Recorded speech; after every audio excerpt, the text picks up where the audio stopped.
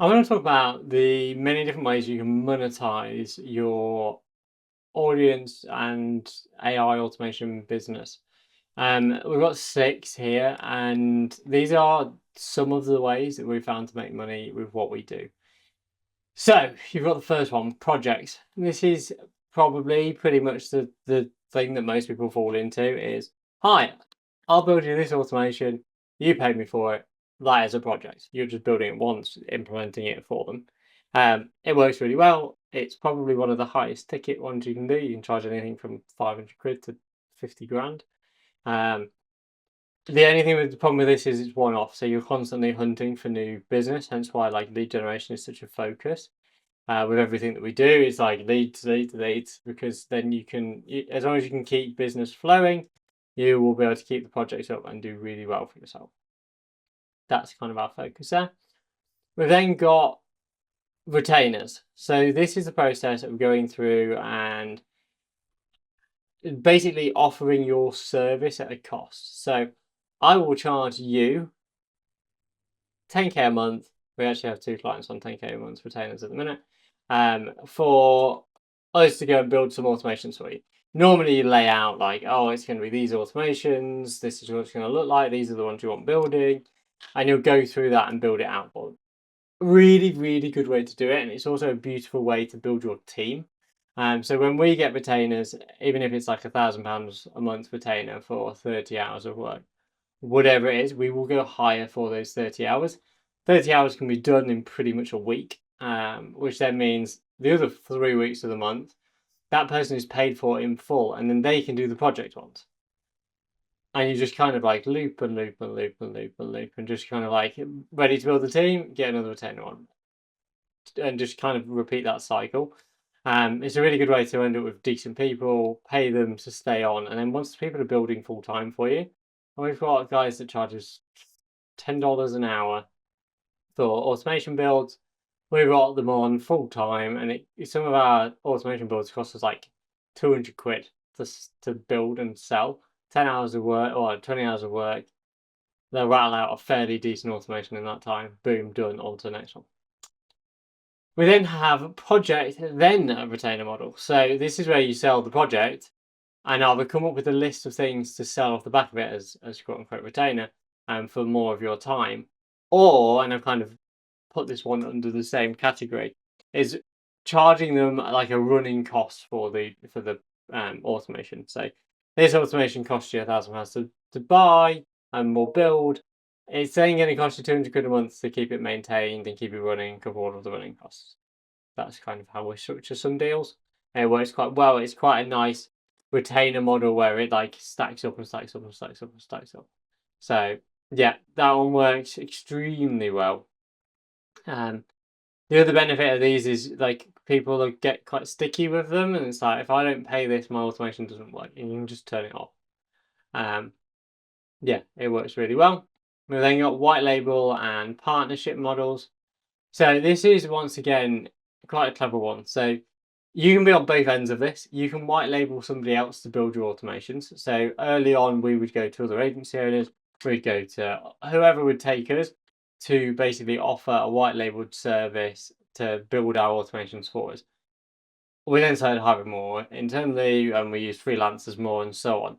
But we're kind of white labeling it that way. And then we also have clients and because people on the other side who want to white label our services. So we're their fulfillment partner basically.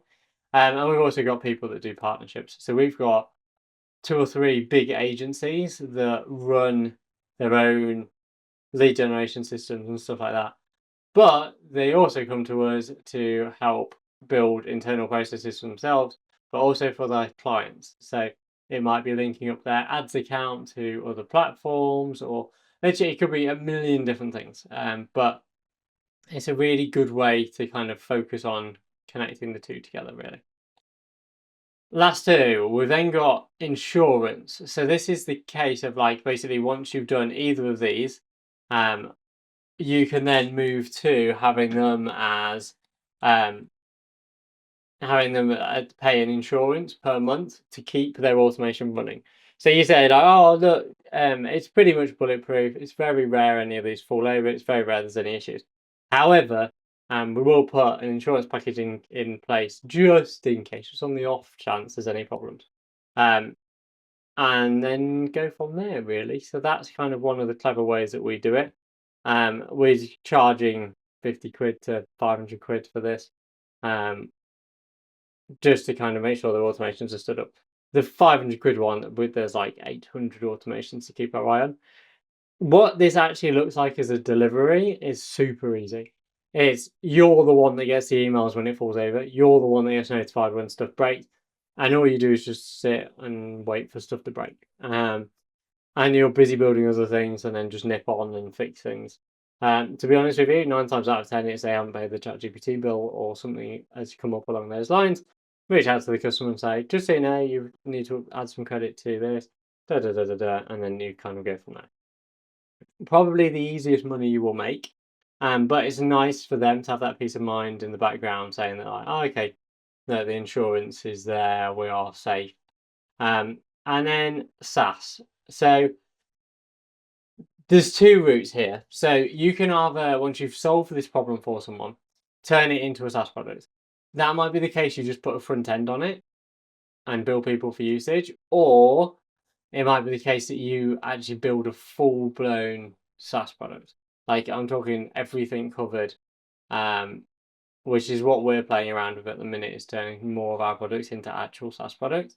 Because once you've got these frameworks, you can give it to, I mean, we're giving it to our own team, but you can give it to somebody cleverer than me, and they will turn these automations I've already got built into a SaaS product, put a payment gateway around it, and charge decent money for SaaS products, which last time I checked is pretty damn cool.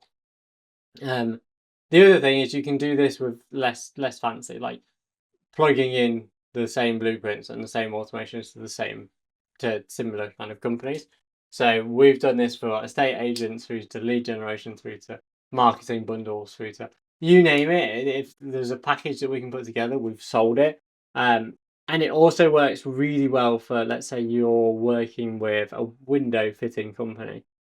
No, oh God, we've got this massive problem. We have to do all of this for compliance. We have to fill these forms out. We have to upload these photos here. We have to do this. We have to do that. We have to describe what's in the photo. And they're like, okay, well, AI can do all of that. Like, really? Yeah. So you automate that process for them. And then you go, oh, hold on. The rest of that, every single person who fits Windows has to tick these compliance boxes. Ta-da! You've got a mini SaaS product. And then you can just take it, use it, implement it, and then you're just copying and pasting the same automations and the same blueprints every time. Nothing particularly sexy or exciting about it, but it works. And people will pay you the same rate for this little plug and play automation as they will the full blown kind of build out. So yeah, it works really well. It's a nice way of doing it. But yeah, that's kind of the couple of ways. I am sure there's more ways to make money with this, but they're kind of the route that most people go down. And then obviously, if you've got a full blown SaaS, you can market it in a different way. The value of it is different. Da, da, da, da, da. One of the things to note here is who owns the copyright. If they've exclusively asked for it, it'll be interesting to know who owns the IP of these things. We always tell clients if it's running on our account, like we own it, and if not, it's like it's still something we can rebuild. So we kind of say like, yeah, it's your automation. We built it and developed it for you. If we copy and use it elsewhere, then that's kind of up to us. It's just really how you kind of have that conversation with them or don't have that conversation with them, and they don't know. And at no point did you say it's going to be just yours. So yeah, nothing lost, if that makes sense. Realistically, most people start off in this project space. I do think project and then retainers can scare some people. It's like, you're going to be paying me 200 quid a month forevermore.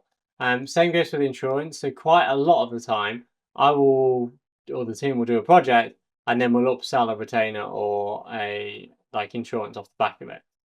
If we're doing retainers, we will build all of the automations in the whole entire company. To be honest with you, the sticking point is like 6 to 9 months. And then at the end of that, we're like, well, you're going to want some insurance to keep paying us every month.